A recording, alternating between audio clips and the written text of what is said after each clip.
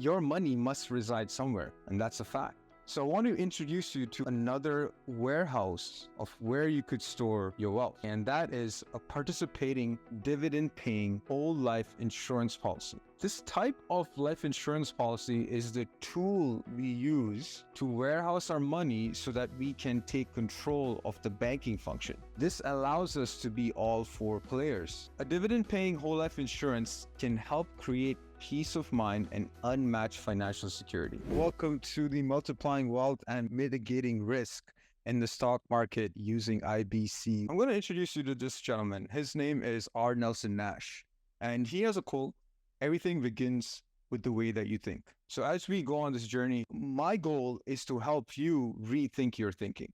What I encourage you to do as you watch what's being presented is to keep an open mind and really take in what's being shared. That is a link to a documentary on Nelson Nash, and it is phenomenally done. You get to really understand who this man is and what he left behind in terms of a legacy. So I really encourage you all to click that link, and it's completely free to watch. So we're going to go over the foundation on family banking. Then we're going to move into figuring out how we can control the money flow. We're going to look at a case study, and then we are going to go over some client testimonials and some question and answers and some action steps as well. When you become your own banker, you will enhance anything that you do financially. Okay, so I want you to think about all the things or services that you spent and will be spending money on. Some of those things could be your rent, your mortgage, student loans, furniture, cars, gym, vacations, taxes, and investments. Now, can you write me a check for everything that you have spent and will be spending your money on? Can you do that? And the answer is most likely no. And the reason being is because the money that you spend, the money that you transfer over, is permanently gone. When you exchange your money for something or anything, you have to transfer the money over in exchange for that thing that you want. Some of you might be wondering, wait a minute, okay, so what if your money is in an investment? Don't you still have control of it? Well, what you do have control of is the investment, but not the money.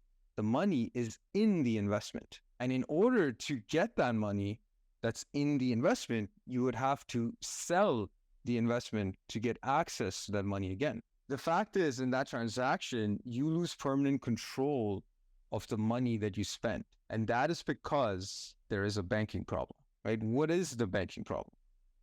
When you receive an income, where does it go first? If you said the bank, you're absolutely right. The income comes in and it immediately goes to a bank. More specifically, it's someone else's bank that you have an account in. It's your bank account, but it's not your bank. And when you spend your income, where does your money go? It transfers from your account, which is in someone else's bank, to the account of the person or business you transacted with, which is also in someone else's bank. This is the banking problem. This is what it looks like.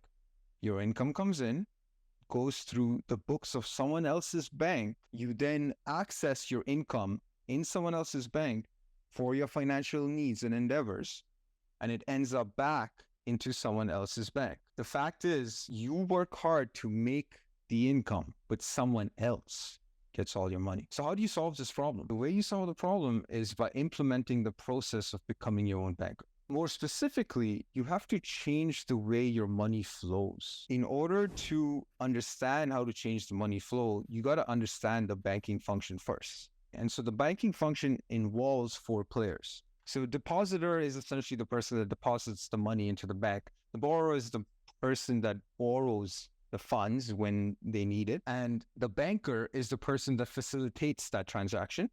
The bank owner is the person that owns the banking institution. Which of these players benefit the most? It is the banker and the bank owner. Okay, they are the players that benefit the most. Which players are you currently? The answer is depositor and borrower.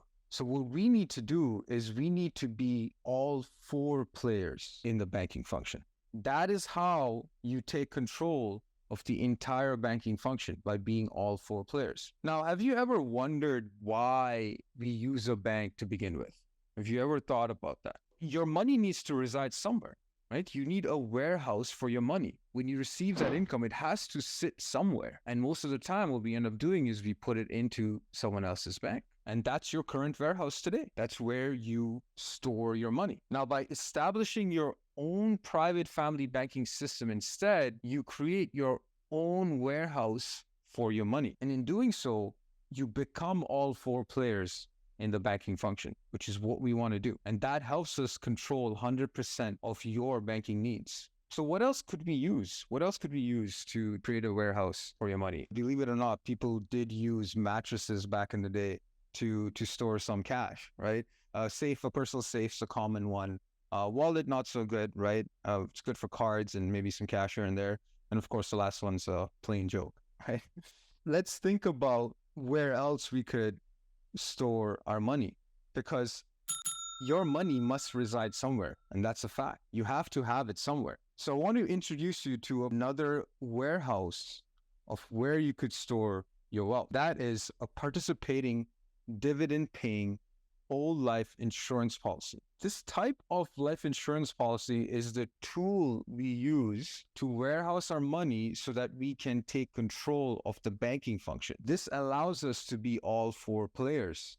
A dividend-paying whole life insurance can help create peace of mind and unmatched financial security. So there are three main components of a dividend-paying whole life insurance. The first is premium. The premium is the deposit that you make towards the insurance policy. The death benefit is the payout that you get when you become an angel, and the cash value is simply the present value of what the future death benefit is. So cash value is something that begins accumulating immediately. The cash value begins accumulating right away from day one, and it's contractually guaranteed to grow daily. And why is that? That is because there is a built-in guarantee into these contracts, and that is by age 100, the death benefit and the cash value has to be the same.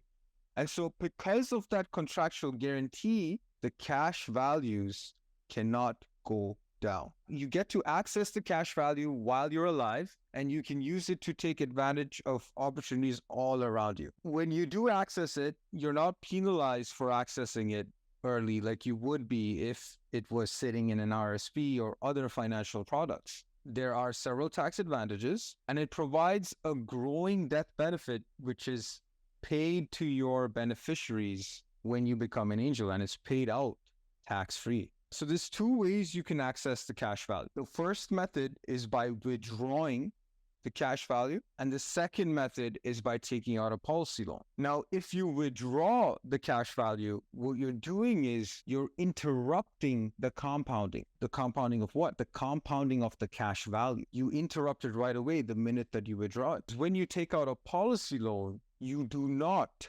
interrupt the compounding. You allow the cash value to keep growing, because what is happening is the insurance company lends you their money against your cash value. And so your cash value is not truly touched, it's just held as collateral, and it keeps growing every single day. It doesn't matter what happens in the financial world outside of these policies. The cash value keeps increasing every single day. So the stock market can go up, cash value will go up. Great scenario. But if the stock market goes down, cash value is still going up. Why? Because of that contractual guarantee. By age 100, the death benefit and the cash value must be the same. So the insurance company is obligated to grow the cash value. Crypto market goes up, cash value goes up.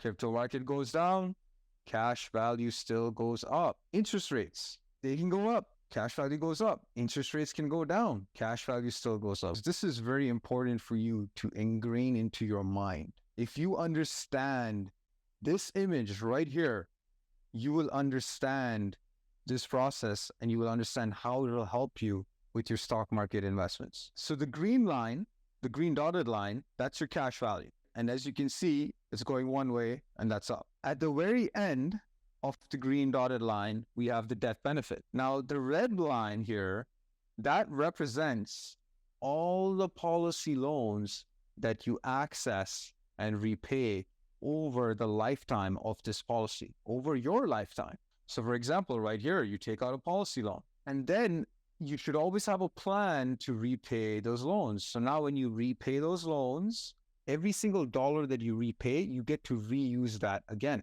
You get to access whatever the cash value grew by over that time frame as well. Okay. And so now you come, or maybe this is a few years later, you access a policy loan again and you rinse and repeat. But over that time that you're doing these policy loan transactions, your cash value is continuing to grow uninterrupted. And hence we say, become a wealth creator. Now, here are some facts on a policy loan. So a policy loan has no impact to the daily cash value growth. It does not affect the cash value growth. The cash value will continue growing. There is no reduction of death benefit while alive. Okay, so your death benefit amount does not reduce. There's no negative impact to the dividends. There's no exposure of loans. So it does not show up on any credit report. It's a completely private loan. It's between two parties, you and the insurance company. And then at death, any outstanding policy loan balances simply gets deducted from the death benefit. And then the remainder is paid out tax-free to your beneficiaries. The process of getting a policy loan is very simple. You simply make a request online via your policy portal. Okay, all you need is your name, your phone number, the amount of loan that you would like to take out, and then you just got to sign it and date it, hit submit, and you're done. And then within 5 to 7 business days, the insurance company will transfer over the money into the account of your choice, and they'll do that, no questions asked. What you just saw is an alternative way to flow your money. The important thing to note is the process of banking has nothing to do with an investment of any kind or for a rate of return. It simply gives you more control over the way the money flows. Implementing this process allows you to be your own bank and invest at the same time. So let's get into the case study that I have here. The name that I chose is Luca. All right, so age 30, he's an engineer, makes about $80,000 in salary, and he invests in the stock market, okay? And the reason why he does that is because his goal is to achieve financial freedom. He's a learner, so he started learning about the family banking system, but he was not sure how it could help him specifically in his situation. And so he came to me and he was wondering how this system can help him with what he does, with what his goal is of achieving financial freedom. So the first thing that I asked Luca, why do you invest? To achieve financial freedom, to be worry-free of money, to spend more time with your loved ones, with your family, to do the things that you want to do, and to do those things when you want to do them. We invest, or you invest, to get ahead in your life. The problem is not the problem. The problem is how we think about the problem. So what I have in front of you is actually from the Becoming Your Own Banker book. It's in page 17 of the book. What you see is the annual pattern of spending. And in the book, it's of an average American man, we're going to say North America. And so what you see, the green bars that you see is the percentage of $1 that is spent towards those items. For every dollar, 20% of it goes towards auto or car financing, 30% goes to housing, 40% goes to living expenses, and then 10% is used for savings. And these savings is money that's saved to then invest, right? That's one thing that you could do with your savings. Now, on this slide, what I've added is some red bars. Now, these red bars represent the volume of interest that the individual pays for each of these expenses. For every dollar, 5% of that dollar goes towards the interest amount of the auto payment. When it comes to housing, you have 25% that goes towards the interest of the payment. Then when it comes to living expenses, you have about 5%. Okay, and if you add those all together, that would be 35% of every dollar that's simply going towards interest payments. How much is the average individual saving again? 10%. But wait a minute, you're spending 35% just for interest payments and they're only saving 10%. How are you doing so far? You're falling behind. And ask yourself, how much of a rate of return do you need to make to cover the 35% being paid for interest? It's not 100, it's not 150, it's 250%. You need to improve the outcome but not by focusing on what you buy, but on how you go about buying it. Okay? It's not always the investment that you invest in. It's how you finance that investment. So let's see how we can enhance the transaction for Luca by just changing one thing for him. And that's the process. We're not going to change his objective. We're just going to change his process of accomplishing his objective. What is his objective? Well, it's to invest in the market. So what we're going to focus on is we're going to focus on the process of how he's going to do it. So here's his current process of investing. The two methods is using your cash or your savings, and the other method is using OPM, which is other people's money. And that could be through a line of credit, a personal line of credit, or a home equity line of credit, or even a loan. So looking at method one, so the cash that we use in this example is $20,000. Okay, so he has about $20,000 saved up that he wants to put to work. So as I mentioned, the rate of return that he's expecting is about 10%. So we're going to assume he gets this rate of return for 1 year. So in that 1 year, his potential gain would be $2,000. In method two, so instead of using $20,000 of his own cash, he's going to use $20,000 of someone else's money. So in this case, we're just going to use a regular line of credit. So the rate of return is the same. We're going to keep that the same across the board. So that's 10%. Because he's using someone else's money, there's going to be interest involved. Okay, so the interest that I chose, and this is fairly how the market is doing right now, it's about 7% with this line of credit. So the total gain in this transaction would be $2,000, taking away the $1,400, which would be the interest,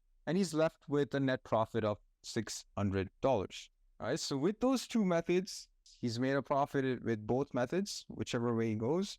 Let's enhance the outcome even further. And all we're going to do is we're going to change one thing, and that's the process. Okay, we're going to introduce the family bank. So for the family bank, instead of taking that $20,000 of cash and putting it into that index fund investment, he's going to take the $20,000 and start his own bank. How? Using a participating dividend-paying whole life policy. So the premium that he chose to deposit is $20,000. In exchange for that, the insurance company will cover his life for starting that benefit of $400,000. If something were to happen to Luca, if he has this policy enforced, Luca's beneficiaries, which most likely would be his family, would receive a tax-free windfall of $400,000. Now contrast that if he just had the $20,000 in the investment. What would he receive? What would his beneficiaries receive? If you're saying $20,000, hopefully that's if the market stayed steady. Hopefully it's not at a loss, right? What if the market's down? There's the immediate advantage to building your family bank. His cash values, the immediate access that he has is $10,333. How do I know this? We've done these policies over and over again, and this is roughly how much you would get access to when you start a policy with $20,000 premium at age 30. His daily cash value growth is about $8 per day, and that's in the first year. The immediate loan available would be 90% of the cash value. In this case, that would amount to $9,300. When you took out a policy loan, the insurance company is in the business of making a profit. So they're most definitely going to charge you an interest on that. Okay, so the interest as of today is 6.5%, right? And that's annual, and that's simple interest. So with method three, he uses the policy loan now to finance that investment. Okay, so he accesses the cash value, he takes out $9,300, he goes through that policy loan request process, and then he puts it into the investment, which is the S&P 500 index fund. So rate of return is the same here, 10%. The interest paid would be the $9,300 times the 6.5%. So that's about $604 in interest. Now, if you subtract that from the gain, because the gain would be $930, and you subtract the $604.50 in interest, he's left with a profit of $325.50. Now, I know what you're thinking. I know what some of you are thinking. But Taran, I thought you said using the family bank will enhance the outcome. The profit he made on that is actually the lowest amongst all the methods. But is it? What else is happening in the policy? Your cash value, everyone, continues growing. And remember, it'll take you a year to make this return. So a year has gone by, which means that's a year of compounding of your cash value. So let's take a look of what happens 1 year later. So looking at a summary of the three methods, we went over the profits, so we're good with that. 2,000 with cash, 600 with HELOC, and then 325 with using his family bank, okay? Now the capital that he used, of course, with the cash, that's his money. With the HELOC, that's the bank's money. And with the policy loan, that's the insurance company's money. There's this column here called tailwind. We call it tailwind. It's the cash value growth. So the cash value growth for his policy, so it only occurs within his policy. And so if you do $8 times 365 days, that will give you $2,920 in cash value growth over that year, right? And so his final outcome now, when you factor in the tailwind, his final outcome using his family bank is now $3,245.50. As you can see, the family bank wins in this scenario. Using the family bank to finance the investment helps him win in the long run. And I have this column here on the right. I just wanted to make you aware of what's taxable. In the first method with cash, the entire gain of $2,000 is taxable. In the second method using the HELOC, it's the $600 that's taxable. But now using his family bank, it's just the $325 that's taxable. So the scenario that I just went over is where the stock market is going up. What happens when the market is stagnant or goes down? And some of you may be experiencing this right now. What are some feelings that you would feel? Some stress, maybe some hair pulling. And we all know that the stock market is a roller coaster. There's a lot of volatility involved in the stock market. It goes up and down, and so do your emotions. So let's look at another scenario. What if the stock market is stagnant? What happens there? So now we're looking at a stagnant market, meaning that the index fund that it was invested in hasn't gone anywhere. So there's no returns really. Okay, it's just stayed flat. He's pretty much break even with cash. Now with HELOC, because he's used other people's money and he has to pay interest on it, he would be facing a loss of $1,400. When he's using his family banking system, he's break even because the $9,300 has remained flat. But what else has happened in the policy? The cash value has continued growing up. And so that same growth, $2,920, gets added on to the final outcome. So now with a stagnant market, his net worth has still increased. What if the stock market goes down? Looking at just a drop of 10%. So the drop I used was a 10% drop. So you would be looking at a potential loss of $2,000 if you use your cash. With HELOC, it's more than that because you used borrowed money. So that's $3,400. And then with the family banking system, so that's a $930 loss there. Okay. And so his final outcome, I'm showing it with a $2,000 loss. Let's say using the family banking system, okay, his loss was worse. The loss was worse on the $9,300 he put in. So he suffered a $2,000 loss that is more, the percentage would be more than the other two methods, okay? Even with that $2,000 loss, the final outcome is $920 because of the tailwind, because of the cash value growth. So even if he takes a bigger hit, his net worth still goes up. Financing the investment through the family bank has the best outcome in any market scenario, no matter which direction it goes. I have one more scenario for you. What if the investment goes to zero? If you use your cash, the money's gone forever. If you use other people's money, you're in a lot of debt. If you became your own banker and use your family bank, you are still ahead. How would you feel knowing that no matter which way the market goes, your net worth still goes up? And some of you may be saying, but I still have that policy loan to repay. Yeah, but you still have the policy. You still have the asset. Whereas if your investment went to zero, you don't have that asset anymore. If you want to feel that sense of security, then I encourage you to take some action. I encourage you to click the link that you received or text the word schedule. By adding one extra step to what you're already doing financially, which is the process of banking, you can have total and absolute control over your financial future, reduce financial risk, enhance any financial outcome, and never lose control over the access of your money. And it doesn't matter how much premium that you start with, the amount that you start with, does not matter. What matters is that you start. And when you start, you're going to feel amazing about it. I want you to hear from the testimonials that we have, the reviews that we have all over our social media. In fact, there's over 1,000 reviews across our Google pages. I encourage you to check them out. The one commonality between all these testimonials, they all took massive action. Here's your next step in continuing your journey on discovering how you can become your own banker. Simply click the link there or text the word schedule.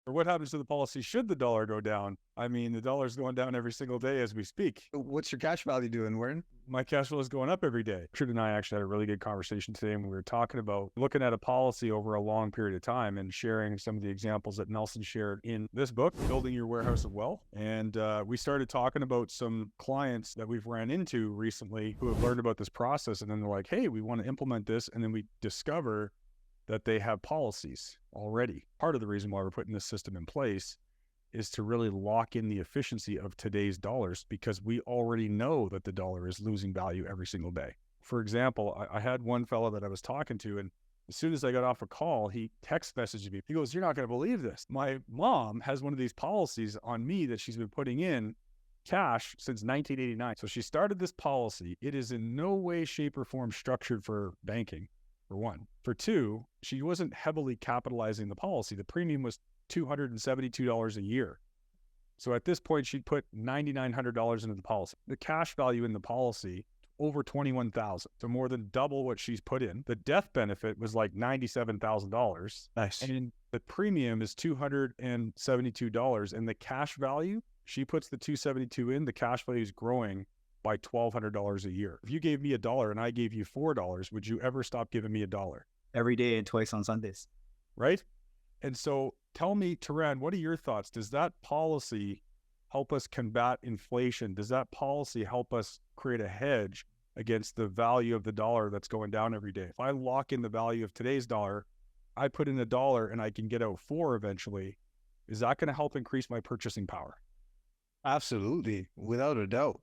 If the value of the dollar held, great. This is why we're doing that, because I can't control the value of the dollar, but I can certainly control what I do with my dollars today to help Exactly. down the road, right? That's the whole purpose. If I had to continuously pay to get access to my cash value, how would I make the vehicle pay me something like a pension? You know, I think if anybody's read in Nelson's book, every chart that he has in his book, he shows over time, someone starts to take value out of their policy and not pay it back. That is the opportunity everybody has. After you fund your policy for a number of years, you can start to take out value. Your value will sustain itself for a long time. And it works very much like a pension. It is very doable. And that's something I would suggest that, you know, book a call with a coach, because it gets into the weeds when we start to look at that, and just take the time. Someone can go over it with you. Show you one of the life companies that we use. They call it the preferred retirement solution. And it's a pretty easy tool that we can use to run and show you how that would work. Here's a really interesting question. Is implementing this process actually going to take away any of your options that you have today? Definitely not. If the sky is absolutely falling, am I going to be any worse off by having implemented the process versus not implemented the process? Better off implementing. Yeah, is it going to take away any options, or is it maybe going to give me some options? Is it not that the insurance company controls our banking function to a certain degree with IBC? Oh man, this is so good. Hey, Dan, who owns that fancy insurance company that you're putting all your premiums into? Who owns that company? You and me, brother, and a lot of other people that are participating dividend paying policy owners. So I'm a co-owner in that company, Vern. So if I'm hearing you correctly, when I call them, somebody will pick up the phone. Correct. So it's like there's already a system, a process. The people, the full staff is already in place. This is already happening. All we have to do is make a decision to put in premium, and then we get to participate. We get to co-generate with the already existing insurance company and all that infrastructure that they have in place. And we own the business. Thus, Taran, who do they actually work for? For us, for the policy owners. Yeah, so who are they responsive to? Policy owners. And who has total and absolute control? Policy owners. The owners. So they're merely administering the banking function. We're controlling it. How long has this process been around, the concept of infinite banking? The dividend paying, participating whole life insurance policies, the contract, just so we're clear, there's two parts here, right? There's the tool that we use to implement the process. So there's the process of banking, which has been around since the beginning of time. And then there's dividend paying whole life insurance contracts that have been around for well over 170 years in Canada and north of 200 years in the United States. So the companies that we use have never failed to produce a profit or pay a dividend. So it's interesting that the general public has been convinced that this is a bad place to save money. So the tool is not the process. In the early 1980s, that's when Nelson really had a problem, because he was experiencing what we're experiencing today, which is interest rates were skyrocketing. So he had a problem, and the solution was under his nose the whole entire time. So what he did was he already had policies in place. So he started to access money from the policies to help solve that problem that he had in the early 1980s. And he slowly started to teach some people, but he was not heavily teaching people at that time. It wasn't until the early 90s where Nelson actually started to travel across North America and meet with people like us who want to coach people to implement this process, and people like you who are interested in implementing it in their own life, to say the concept itself was discovered in the early 1980s, and the policies have been around for generations.